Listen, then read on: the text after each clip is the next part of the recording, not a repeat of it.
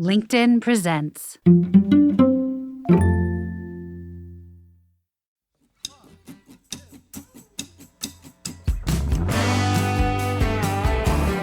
What's up, people? My name is Michael Kovnat, and this is the Next Big Idea Daily, the show that makes smart people smarter by offering quick summaries of the most interesting new books, written and read to you by the authors themselves.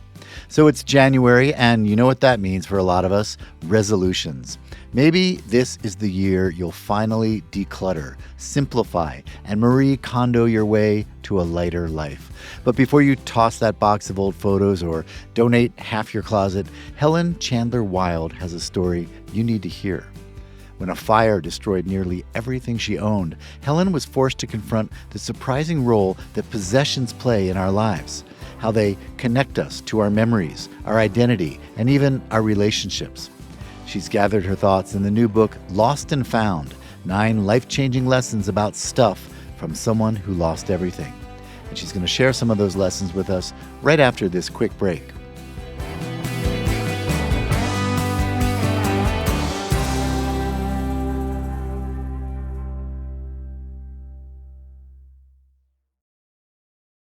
From LinkedIn News, I'm Jessie Hempel, host of the Hello Monday podcast. Start your week with the Hello Monday podcast. We'll navigate career pivots. We'll learn where happiness fits in. Listen to Hello Monday with me, Jessie Hempel, on the LinkedIn Podcast Network or wherever you get your podcasts. Have you been feeling the effects of stress, burnout, or anxiety at work? Listen to the Anxious Achiever podcast to rethink the relationship between your career and your mental health.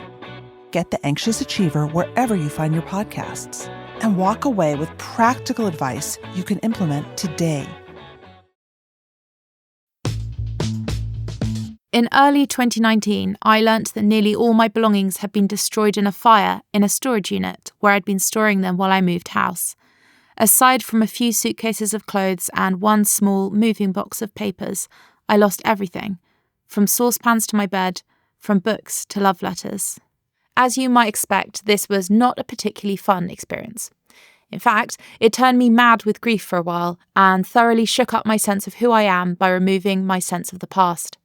I was very deeply upset. But I was also confused about why I was so upset, given these should just be inanimate objects, right? I started looking into it and talking to people who know the psychology of owning possessions intimately. The book is arranged into 9 chapters about the 9 lessons I learnt. I've picked 5 of them to share with you here. The first insight is that your stuff is very important for your memory. Memories are strange things. They can lie dormant in our minds for years until we have just the right old photo in our hands, and suddenly images of the past are more vivid and real to us than things which happened that morning. That's because of how your brain stores information.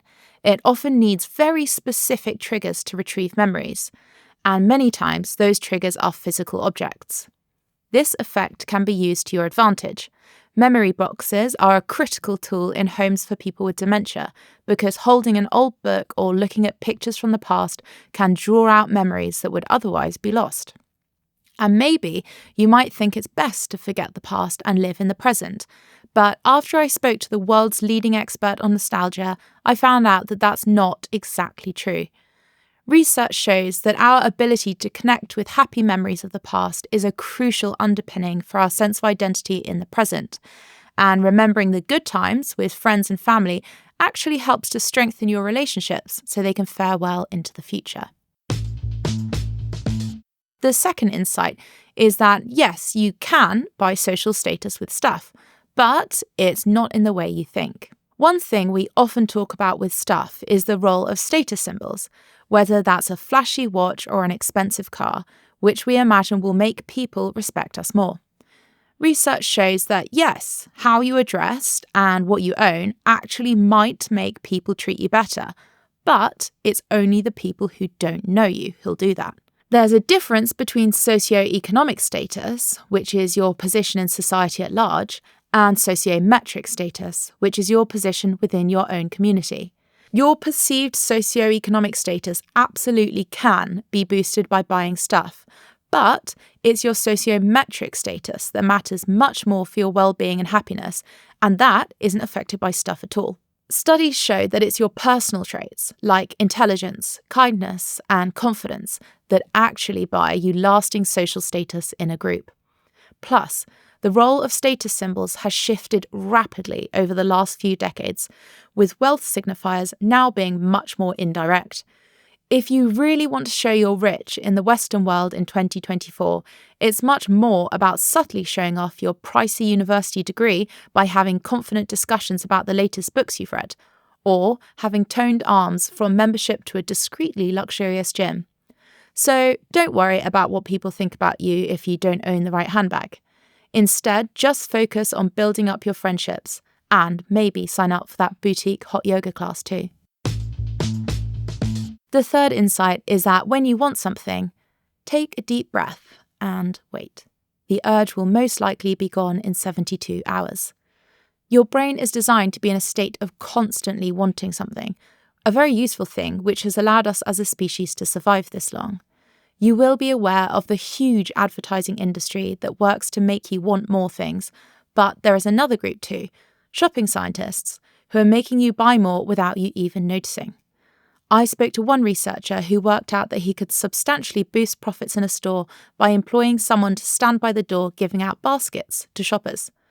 Once someone has a basket, it removes that tiny snag of holding items in your hands, a little annoyance that can make someone head to the tills sooner and buy less. The layout of shops is also meticulously designed to get you to spend the maximum amount possible. In supermarkets, different producers fight over which products get to be on the end of aisles, and mirrors are placed strategically to slow you down, given almost no one can avoid a quick glance at themselves in a mirror. Retailers use similar tricks to get you to buy more, and you can use simple tricks to fight back. To start with, simply take a bit more time over purchases. Note down the name of something you desperately want and return to it in as little as 24 or 72 hours. Much of the time, you'll realise you've forgotten all about it and the desire has totally gone away. The fourth insight is that being around beautiful things is good for you. Philosophers have been puzzling over the question of beauty for thousands of years. Psychology researchers have recently taken over the question, wondering why humans would have evolved to feel beauty. What could we gain from staring at a painting or a field of flowers? Well, there are plenty of reasons, including specific ones like the recognition and remembering of flowers being helpful because it shows where fruit will be a few weeks or months later, or certain beautiful traits in a person actually being signs of their health and fitness. Beauty is also related to the ways in which our brains process information.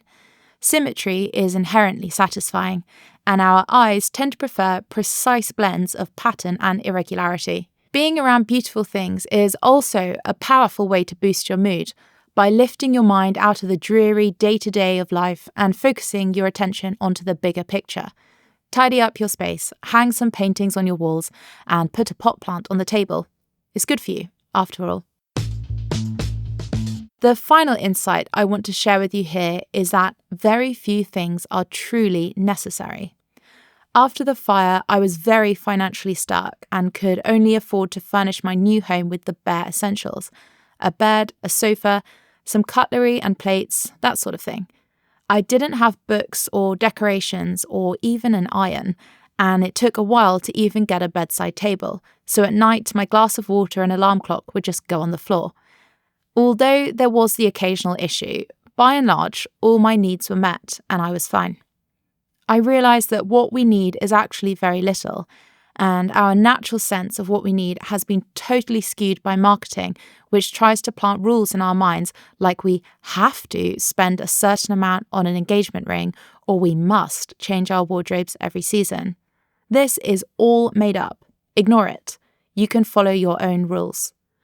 I interviewed 2 people who had done just that. One is a nun who owns nothing of her own except a few outfits of clothes, a pen, a pair of glasses, and some family photographs. This fastidious minimalism sounds extreme and painful, but she actually told me that she feels richer than other people.